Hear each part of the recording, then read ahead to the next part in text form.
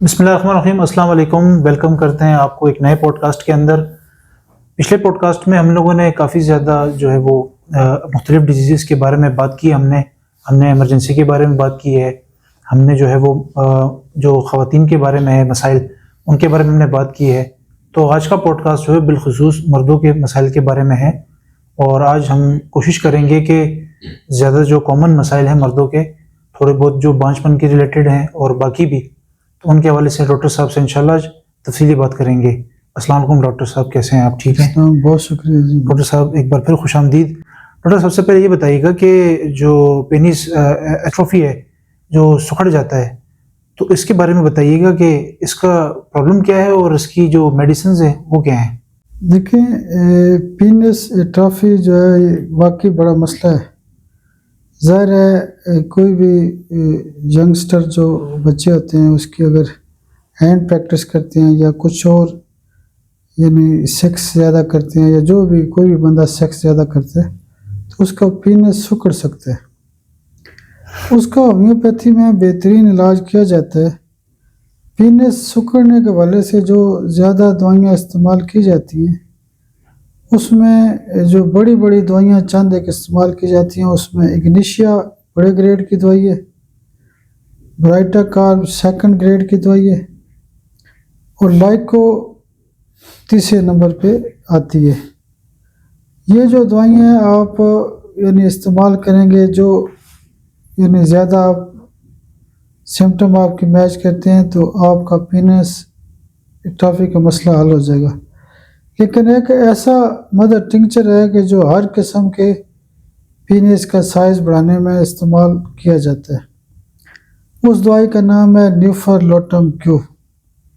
न्यूफरलोटम Q power में पीनस atrophy के हवाले से बहुत ज़्यादा इसका रिज़ल्ट है। आप किसी भी अच्छी कंपनी में जब न्यूफरलोटम इस्तेमाल करेंगे तो पीनस एट्रोफी का मसला हल हो जाएगा। डॉक्टर साहब टेस्टिकल भी होता है ये मसला बहुत ज़्यादा लोगों को, इसके बारे में थोड़ा बताइएगा। देखिए, टेस्टिस की एट्रोफी वाकई हमारे पास बांझपन के हवाले से काफ़ी केस आते हैं। आज भी मेरे पास एक केस बहुत अच्छा ठीक हुआ है। उस बंदे के जो स्पर्म्स हैं वो एक्टिव स्पर्म जो है ना सिर्फ 6 थे और नई रिपोर्ट के अंदर 66 आ गए। ज़बरदस्त। तो जो टेस्टिस की एट्रोफी होती है उसकी जो दवाइयाँ होती हैं उसमें एक्सरे की एक आध डोज दे सकते हैं। काली आयोडाइड 200 पावर के खुराक आप रोज़ाना दे सकते हैं। ये टेस्टिस की एट्रोफी की एक बहुत बड़ी दवाई है। और भी दवाइयाँ हैं जैसे लाइकोपोडियम आप दे सकते हैं और बहुत सी दवाइयाँ हैं, लेकिन काली आयोडाइड का दर्जा बहुत ज़्यादा है और रिजल्ट बहुत ज़्यादा है जी। डॉक्टर साहब कैंसर भी मर्दों में काफ़ी ज़्यादा जो है वो पाया जाता है मुख्तलिफ, तो थोड़ा सा बताइएगा कि जो कैंसर का जो इलाज है वो किस तरह से होगा? देखिए, ज़्यादातर जो केस हमारे पास आते हैं वो टेस्टिस कैंसर के हवाले से आते हैं। तो टेस्टिस के हवाले से अगर कैंसर हो तो कोनियम एक बहुत बड़ी दवाई है, बहुत अच्छा काम करती है। उसके अलावा आप उसके सपोर्ट के तौर पे थूजा की भी एक आध डोज दे के स्टार्ट कर सकते हैं। मेल जो जेनिटेलिया होते हैं उसमें कैंसर के हवाले से बहुत अच्छी अच्छी दवाइयाँ हैं। वाट्स जो है, जैसे मसे कहते हैं हम जिसे, इसकी भी बीमारी काफ़ी ज़्यादा देखा है कि लोगों को होती है, तो होम्योपैथिक का इसका क्या ट्रीटमेंट है? बिल्कुल सही आपने पूछा कि मर्दों के अंदर जो मेल जेनिटेलियाज होते हैं उसके इर्द गिर्द जो है ना ये पीनस के इर्द गिर्द मस्से बन जाते हैं। बड़े ग्रेड की जो दवाई होती है वो एसिड नाइट्रिकम होती है और दूसरे नंबर पे एक दवाई होती है सिनाबेरस, बहुत अच्छा काम करती है। बहुत अगर ज़्यादा मौके हों तो स्पाइना भी इस्तेमाल की जाती है। ये जो 2-3 दवाइयाँ ये जेनिटल वार्ड्स के हवाले से बहुत मशहूर है। टेस्टिकुलर सिस्ट भी होता है लोगों को कि उनकी जो है वो रसोली वगैरह हो जाती है, तो इसके बारे में कोई है मेडिसिन वगैरह? टेस्टिस के अंदर सिस्ट हो तो यानी बड़ी बड़ी जो दवाइयाँ 2-3 इस्तेमाल की जाती हैं उसमें थूजा है, एपस है और सलेशिया है। हमने वही दवाई मरीज़ को देनी है जो उसकी लामात हों। बाकी उसको गर्मी लगती है, स्वेलिंग है तो एपस दे सकते हैं।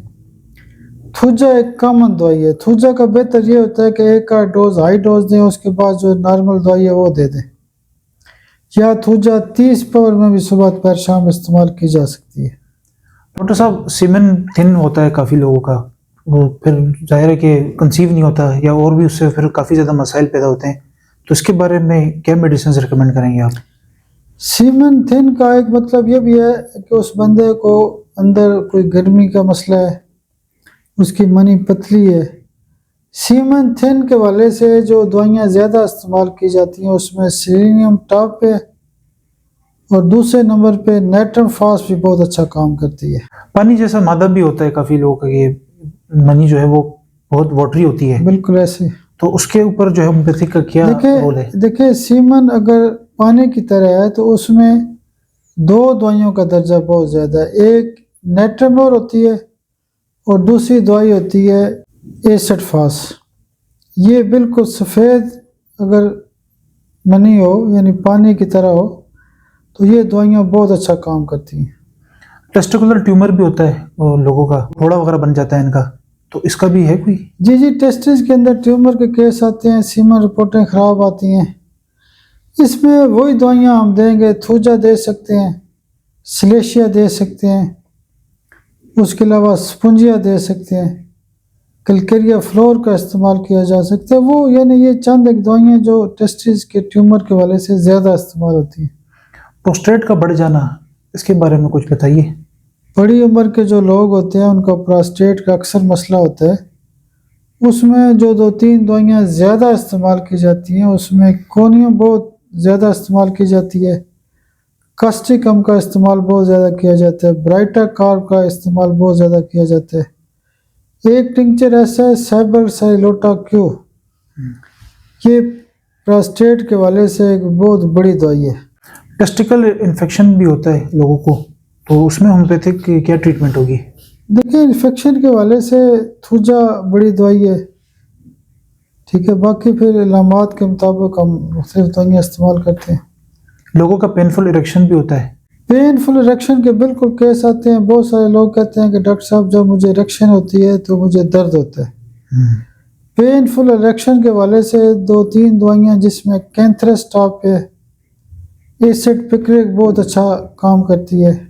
ये 2 दवाइयाँ बहुत अच्छा काम करती हैं। एक्सेसिव इरेक्शन भी कुछ लोगों को होता है कि तनाव का मसला है उनको, ये इस तरह की चीज़ बातें करते रहते हैं कि वो लोग एक्सेसिव इरेक्शन होती है उनको काफ़ी ज़्यादा। देखिए जिन लोगों को इरेक्शन बहुत ज़्यादा होती है उसमें हाइड्रोफोबिनम का दर्जा बहुत ज़्यादा है और दूसरे नंबर पे ऐसे मरीज़ों को हम यानी कैंथरस बहुत ज़्यादा इस्तेमाल कराते हैं। उसके अलावा ओरिगेनम का बहुत ज़्यादा इस्तेमाल कराते हैं।